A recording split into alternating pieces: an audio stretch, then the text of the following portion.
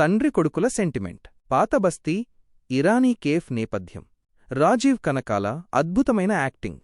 మరి ఈటీవీ విన్లో వచ్చిన Nawab cafe cinema మనల్ని మెప్పించిందా లేక బోర్ కొట్టించిందా? Hello friends, welcome back to Cinelokam X. Shiva Kandukuri, Rajeev Kanakala ప్రధాన పాత్రల్లో వచ్చిన సినిమా నవాబ్ కేఫ్. ఫిబ్రవరి 20న థియేటర్లలోకి వచ్చిన ఈ సినిమా ఇప్పుడు ఈటీవీ విన్ ఓటీటీలో స్ట్రీమింగ్ అవుతోంది. మరి ఈ ఫ్యామిలీ డ్రామా ఎలా ఉందో ఎలాంటి స్పాయిలర్స్ లేకుండా చాలా సింపుల్గా చూద్దాం. అసలు కథ ఏంటంటే, పాత బస్తీలో రంగనాథ్, రాజీవ్ కనకాల తన తాతల నాటి 400 ఏళ్ల పాత నవాబ్ కేఫ్ని ఎంతో ఇష్టంగా నడుపుతుంటాడు. కాని అతని కొడుకు రాజా, శివ కందుకూరికి ఆ కేఫ్ అంటే అస్సలు ఇష్టముండదు. విదేశాలకు వెళ్లి సెటిల్ అవ్వాలి అనుకుంటాడు. కాని అనుకోని పరిస్థితి వల్ల ఆ కేఫ్ బాధ్యత కొడుకు తీసుకోవాల్సి వస్తుంది.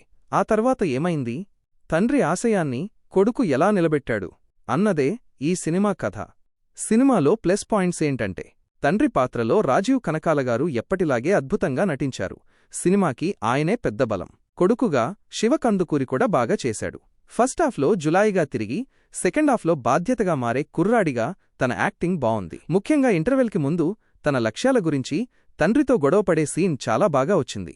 ఇక మైనస్ పాయింట్స్కొస్తే, సినిమా చాలా స్లోగా, బోర్గా సాగుతుంది. డైరెక్టర్ ఫస్టాఫ్లో కామెడీ ట్రై చేశాడు, కానీ అదస్సలు వర్కౌట్ అవ్వలేదు. హీరో హీరోయిన్ మధ్య లవ్ స్టోరీ కూడా పెద్దగా ఆకట్టుకోదు. ఈ కథ చూస్తుంటే మనకి ధనుష్ ఇడ్లీ కడై సినిమా గుర్తొస్తుంది. సెకండాఫ్లో ఈ ఎమోషనల్ సీన్స్ పెట్టినా అవి మనసుకు హత్తుకోవు. విలన్ క్యారెక్టర్ రొటీన్గానే ఉంటుంది. హీరోయిన్కి కూడా కథలో పెద్దగా ఇంపార్టెన్స్ లేదు.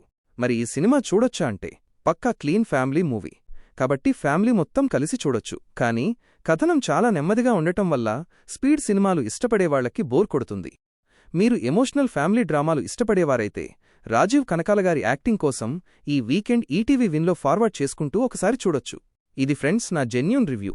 నా రివ్యూ మీకు నచ్చితే, మీ టైం వేస్ట్ చేయలేదు అనిపిస్తే ప్లీజ్ ఈ వీడియోని ఒక చిన్న లైక్ చేసి సపోర్ట్ చేయండి.